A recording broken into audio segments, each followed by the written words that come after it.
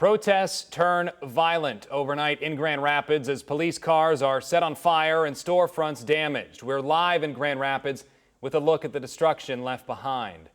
Much of the nation taking part in protests against police brutality, how law enforcement is dealing with demonstrations. New cases of COVID-19 drop as recovery rates rise.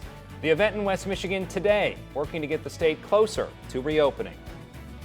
Live, local breaking news. You're watching News Channel 3, live at 7.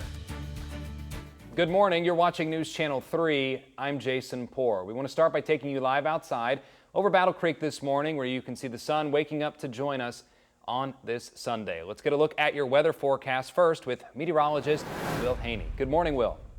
Businesses looted and police cars burned after a night of what the Grand Rapids police chief is calling civil unrest. This comes as people nationwide are taking to the streets to protest the death of George Floyd in Minneapolis. Here's a look at some of the damage downtown. We're told at least 5 police cars from the Wyoming Police Department were burned. Grand Rapids police confirmed the police department building was vandalized and tear gas was deployed. The demonstration started peacefully as people walked from Rosa Parks Circle to the Grand Rapids Police Department. As the evening progressed, the protest took a turn. This morning, the community left picking up the pieces as small businesses, banks, and city buildings are littered with damage. News Channel 3's Tricia McCulley is live in Grand Rapids this morning. Tricia, what does this scene look like there now? Thank you, Tricia. It's 7:04. New this morning, we're hearing from Grand Rapids Mayor Rosalind Bliss in response to those protests. In her statement on Twitter, Mayor Bliss writes, quote, "The violence, chaos, and destruction that replaced the peaceful protests are unacceptable. This does not represent who we are or Grand Rapids. We are a passionate community that comes together to have hard conversations and solve tough issues. We need to continue to be that city." In Kalamazoo, people joining in on what activists are calling a national day of protest. We have a look for you of the peaceful protests that happened yesterday. Demonstrators first gathered at Bronson Park at noon before marching down King Highway to the Kalamazoo Department of Public Safety. That's where they kneeled in protest of police brutality. Hours later, they gathered again, at one point meeting police in riot gear. The tension eased through the night, ending in a candlelight vigil in Bronson Park. Protesters say they are not satisfied with the third-degree murder and manslaughter charge prosecutors brought against the officer who held his knee to George Floyd's neck. Throughout the day, the biggest message from protesters, urging people to contact state representatives to call for action in honor of George Floyd. From Los Angeles to D.C. to New York City, fiery protests raging across the country following Floyd's death. Chaos erupted in Baltimore, Reno, and Pittsburgh, and some people took advantage, breaking into stores and looting businesses. Minneapolis, among more than a dozen cities, imposed curfews to try to get the situation under control. A law professor says what we are seeing is bigger than what happened to George Floyd. More than 1,000 people are arrested in demonstrations nationwide. The National Guard has been deployed in several cities to help. Coming up, why federal officials say much of the destruction should not be blamed on protesters. Meanwhile, police in Grand Rapids are releasing body cam video from a, quote, use of force incident. This video shows an arrest that happened on May 20th. Officials spoke Saturday around 11 a.m. on this, saying force was necessary, saying the suspect was not compliant during the arrest. This resulted in injuries to his face. He was arrested for possessing a firearm. According to police, a full internal affairs investigation determined officers were in compliance with department policy. To see the full body cam video for yourself, you can visit our website, wwmt.com, or our News Channel 3 mobile app.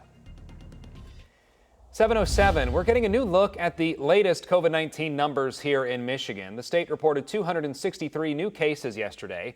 That brings the total number of cases in Michigan up to more than 56,800. The state is also reporting 57 new COVID-19 related deaths. So far, more than 5,400 people have died in Michigan. More than 38,000 people have recovered. More than 75 of those new cases statewide are here in West Michigan, the biggest increase in Kent County, which continues to report the most growth of any county in Michigan. West Michigan's daily infection rate is down more than 40% from the beginning of May. Cases in Berrien County are now at 618 with 49 deaths. Cass County seeing 82 cases with 3 deaths. Governor Whitmer says testing is key to reopening the state. This weekend, Calhoun County is hosting a mass testing event in Albion. The event is at Opportunity High School. If you want to be tested, stop by from 11 to 5 in the afternoon. You don't need a doctor's note. Federal officials say many people are taking advantage of protests around the country, who they say is causing most of the violence and destruction we're seeing today. President Trump urging restraint from demonstrators, why his latest tweets are drawing criticism as protests continue. And SpaceX and NASA team up to make history. What comes next for astronauts aboard the Crew Dragon capsule? President Trump calls George Floyd's death a, quote, grave tragedy. At the same time, he issues new warnings for authorities to crack down on protesters. Nicole Killian is at the White House with more.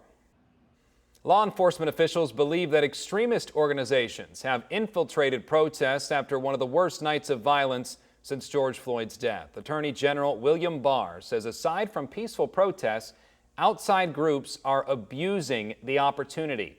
Investigators are pointing to white supremacist organizations and far left-wing extremist groups as being responsible for some of the violence, many traveling from across the country to take part. More members of the National Guard are rolling into Minneapolis. Minnesota's governor has authorized a full mobilization for the first time since World War II. 7:15, 2 American astronauts are now on their way to the International Space Station, welcoming in a new era of commercial space flight. Ignition. Liftoff of the Falcon 9 and Crew Dragon. Go NASA, go SpaceX, Godspeed. How cool is that? Man, the SpaceX Falcon 9 rocket lifted off Saturday afternoon at the Kennedy Space Center. It's the first time a private company has launched 2 astronauts into a commercially built spacecraft. It's also the first manned mission to take off from American soil since the end of the shuttle program. A first attempt was scrubbed Wednesday due to the threat of lightning. President Trump and Vice President Pence viewed the departure from the Space Center in Florida. The astronauts are expected to arrive at the International Space Station around 11 a.m. 7:16, time to check in with meteorologist Will Haney. Will, like many of us, you were pretty excited about that liftoff all day yesterday. Yeah, big moment in our state's history, not our state, in our country's history, and really just always so cool to watch. I saw some really cool videos of like little kids watching it and brought back some serious feels from my childhood as well. Here's the view right now. We're seeing mostly clear skies in Holland, and everyone's going to wake up to this crystal clear sky. Bangor right now as the sun continues to rise, showing a blue sky. Temperature-wise, we're starting off in the lower 40s, though. 41 in Hastings, which is often a little bit cooler than places like Kalamazoo or Grand Rapids even, where we're seeing temps at about 42 degrees. It's likely that we have officially set a record in Kalamazoo, dating all the way back to 1910. That previous record, 43, so right now it looks like we have officially broken that. And if you thought yesterday morning was chilly, we're already about 10 degrees colder than we were at this hour yesterday. So again, it's going to be a cold start for the next couple hours, but then we'll start to warm up. Clear skies across the region provided by a high-pressure system that's going to continue to slide through West Michigan later this afternoon and evening. High pressure in the atmosphere means sinking motion, and we're on kind of that southeastern side of it, and there's clockwise rotation around a high, so that's bringing in that cooler air for us, and it's going to stick around for today, but it does keep us completely clear, that sinking motion that is. As we get into the later afternoon, by lunchtime up to about 58 degrees, and then this afternoon we'll have highs topping off yet again in those middle 60s. As far as late tonight, will be chilly and dropping again into the 40s. Not quite as cold, but still some middle 40s on the map by early tomorrow morning. And then we get a little bit of a wind shift tomorrow out of the southwest. That's going to start a warm up. But by lunchtime, we're still mostly sunny with some clouds moving in off the lake. Those clouds continue to become more widespread into the late afternoon and evening tomorrow before a quick hitting batch of some showers, which could have some elevated thunderstorms embedded within that by late tomorrow night. So again, we've been telling you about this. This low pressure system, its origins are farther to the north, so the system shouldn't have a ton of moisture with it. Just look for some quick hitting showers by late tomorrow evening. By no means a washout, though, for tomorrow. That 30% odds of some showers, mostly after about 7, 8 o'clock. So you have most of today to still get out and enjoy. We continue to turn up the dial on Tuesday. Partly sunny that day, 85, with storm chances returning late Tuesday. and into Wednesday. And as far as these warmer temperatures are concerned, it does look like warmer than normal conditions are likely going to dominate by next weekend and into early next week. That echoed by the Climate Prediction Center. Right now in Battle Creek, it's 43 degrees. Let's check out our live eye camera overlooking the Cereal City. The wind's out of the north-northeast right now at about 7 miles per hour in Battle Creek. I think that's about as substantial as our wind is going to get today, so it shouldn't be nearly as breezy as yesterday.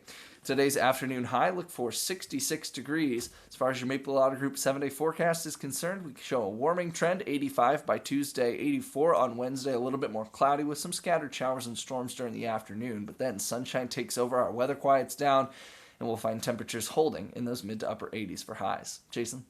Will, thanks. Mid to upper 80s. That sounds really warm. I'm sure it's going to take us a while to get used to it. 7:20 this morning. Some superheroes are finding a way to bridge the gap between the children that need them and safe social distancing. Their new plan to keep kids happy and entertained from home. Around the world, many people looking to help frontline workers are challenging themselves to raise money in support. How one man is inspiring millions to step up to help. A 95-year-old man in Ghana, inspired by others' fundraising efforts, is stepping into action himself. Private Joseph Hammond is raising money for frontline workers and veterans with every step. So far, he's walked 14 miles in 7 days. His inspiration, Captain Tom Moore in the UK, who raised $50 million for healthcare workers by walking 100 laps around his garden at 100 years old. Private Hammond has raised more than $26,000. He hopes to raise $500,000, starting by walking another 30 miles next week. For years, the League of Enchantment has brought superhero smiles to kids in the hospital every week. Due to the COVID-19 pandemic, they're taking a more distant approach. With safety in mind, the group has been unable to grant wishes for kids to meet their favorite heroes. So now the League of Enchantment is teaming up to deliver care packages for kids filled with toys, activity books, a personalized letter written from their favorite superhero, and a personalized video.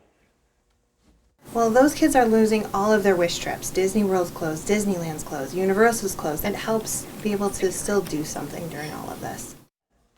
The League has expanded their recipients to any kids who need some joy, and so far they've delivered more than 500 care packages. Their efforts bringing joy to even more people this morning with that story. 7:25, time to look outside with meteorologist Will Haney. Will, kindness sure can spread. Cleanup efforts underway this morning after protests turned violent overnight in Grand Rapids. We're getting a new look at the damage and how the city's police department is responding. Tribal casinos looking to reopen before the stay-at-home order expires. How the gambling experience is changing to keep customers and employees safe.